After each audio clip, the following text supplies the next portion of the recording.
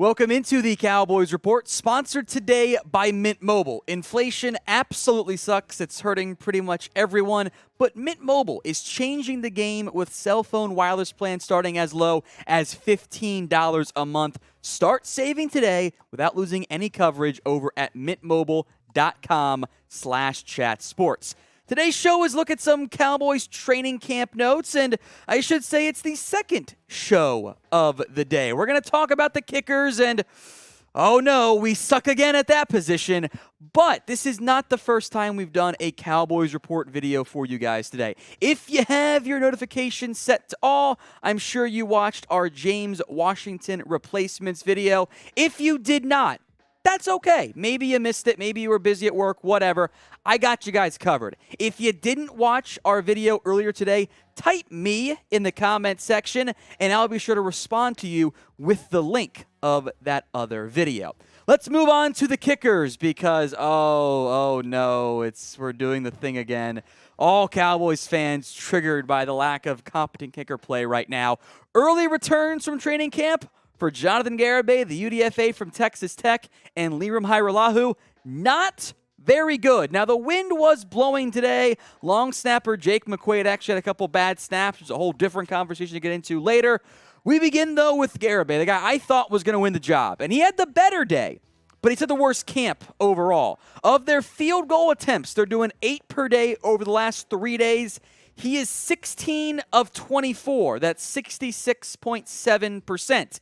The Mojo moment situation, which is, high-pressure opportunities to see who the haves and have-not are. Garibay's yet to make one. He's 0 of 5. Lirim Hajrullahu was faring better. 7 of 8, 7 and 8. He collapsed today, 3 of 8 on his field goals. He's down to 17 of 24. That's not even 71%. He was 3 of 5 on the Mojo moments, 2 for 2 yesterday, 1 for 3 today. It's not good, and I know it's early. There's time to get things changed, blah, blah, blah. The pressure isn't even on yet for these guys, and they're not faring well at kicking. Jerry Jones was asked about it, and he said, quote, "It didn't bother me." What are we doing out here? It should bother you that your kicker for an organization that, between Jason Garrett and Mike McCarthy, continue to rely on kickers late in games. It should bother you that the early returns have been bad from both Garibay and Hajrullahu. Jerry was like, oh, yeah, I want to see shorter kicks. The wind was blowing. The wind's going to blow in other games, too. Why are we acting like that just gets a free pass? This borders way too far on the "we like our guys." And that phrase, is going to make me turn gray and also probably kill me one day. Because it's just the continuous same old things from the Cowboys of, it hasn't worked for 25 years, but this time it'll be different. The part the Cowboys can do now with kicker, look at other options. 5 names you can at least consider. Chris Nagar, the former Cowboys kicker they waived, didn't bring back. Michael Bagley of the Colts most recently. You can bring back Cobra Kai Forbath. He's still out there unsigned. Sam Sloman with the Steelers recently bounced around from the Rams some as well. Cole Murphy was decent in the USFL. I know Garibay's got the stronger leg than Hajrullahu. Doesn't matter if he's not actually making kicks. So our pinned question of the day. Pretty straightforward, but I've got some more thoughts to get to in a minute. Should the Cowboys sign a new kicker? Y for yes, N for no. If the ad break comes here on YouTube, take advantage of it. Head down there and let me know. Now, look, if you want to wait until the first preseason game just to see how things are going, okay, sure, I guess. But the Cowboys have set themselves up to avoid the mistakes of special teams in the past. In the past, they have refused to move on from players when they were obviously bad. Brett Maher, Chris Jones, Greg Zuerlein, because they liked their guys and they committed to them. There is literally zero commitment made between Jonathan Garibay and Lirim Hajrullahu, a UDFA kicker you didn't pay that much guaranteed money to, and a guy you signed a month ago. If those guys aren't impressing, simply do the right and obvious thing. Cut one of them and go try somebody else. That's part of the brilliance in not investing in a kicker. If you drafted somebody in the 6th round and they were struggling, we drafted him, let's see what else happens. You don't need to do that right now if you're the Cowboys. Now, we're going to get to some injury news and notes, plus some hype on Dennis Houston. But first, like we mentioned, today's show is sponsored by Mint Mobile. Unlimited talk and text on the largest 5G network with plans as low as $15 a month. If you haven't made the switch already, I'm not sure what you're waiting for. Head over to mintmobile.com/chatsports. You can use their mobile hotspot ability, which might make your life a little bit easier. Let's say hypothetically, for example, you're on the golf course, you're trying to film a video, and it's just not uploading properly. It's not going to be an issue with Mint Mobile and their mobile hotspots. Head over mintmobile.com/chatsports. Make the switch like I did. Unlimited premium wireless starting at $15 a month. That link's in the comments section and in the description of today's show. Some brief hype, a winner of training camp, if you will, so far.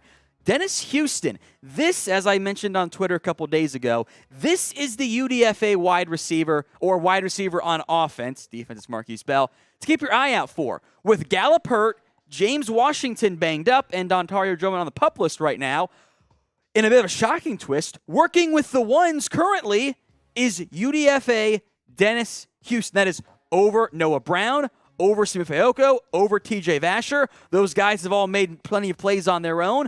But Houston is also getting praise from the coaching staff, praise from CeeDee Lamb. He's getting chances with the first team. We'll see how he fares in the preseason, rest of camp, but that is unquestionably a name to keep an eye out for, as the Cowboys say they don't need to look at veteran wide receivers right now because, we like our young guys, right?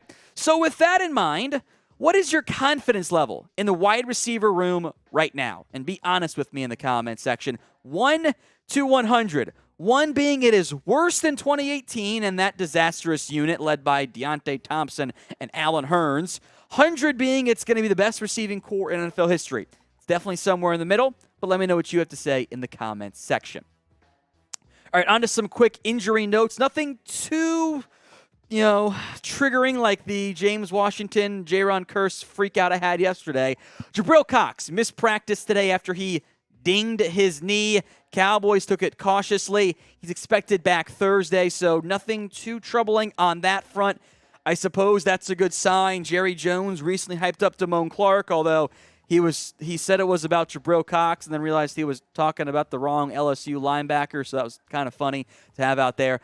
Expectation, hope, and need is that Jabril Cox makes a significant impact this year for the Dallas Cowboys at linebacker. We're talking about Jabril Cox. You know what time it is. Spam Cox out in the comments section. Let's get the Cowboys Nation rising up to support Jabril Cox and hope for a breakout year. You take Jabril Cox, breakout year, mush it together, you get Cox out. Spam it in the comments section. Tight end injury news and notes now. First up is Jake Ferguson. Minor tweak to his hamstring before Tuesday's practice, so he was held out. Hopefully he gets back out there soon because you hate to see young guys missing reps. Those young players, the rookies, the UDFAs, etc., those guys need those reps and those opportunities and those chances because this is a whole new ballgame for them. Coming even from a school like Wisconsin to the NFL, despite what the young guys might tell you early on, the speed's not that different. It's going to be different. And those young guys need to acclimate to life in the NFL. It's only, of course, August 2nd, but you'll want to have them out there for those early reps. So hopefully Ferguson does not miss too much more time, as Sean McEwen looks like a winner, in part because Jeremy Sprinkle is now also banged up. He had, and this is wild to me, he had a sore Achilles. The Achilles flared up, but it's minor. Every time I hear Achilles, I go, oh, that's not good, but I guess in this case it's okay for Sprinkle. Sprinkle is fighting for a roster spot, so him missing time is not ideal for the Dallas Cowboys. Obviously, Dalton Schultz is tight end 1. They have some hope and hype for the young guys in Sean McEwen, Jake Ferguson as well. They got some more reps for Peyton Hendershot. Good name to keep an eye out for the practice squad today. So Sprinkle banged up. We'll see when he comes back. Same with Ferguson. Hopefully, it's not too much missed time. If you guys have any Cowboys questions or thoughts, or if you just want to vent about the way the Cowboys run their organization, my DMs are open. Feel free to hit me up on Twitter at WhatGoingDowny.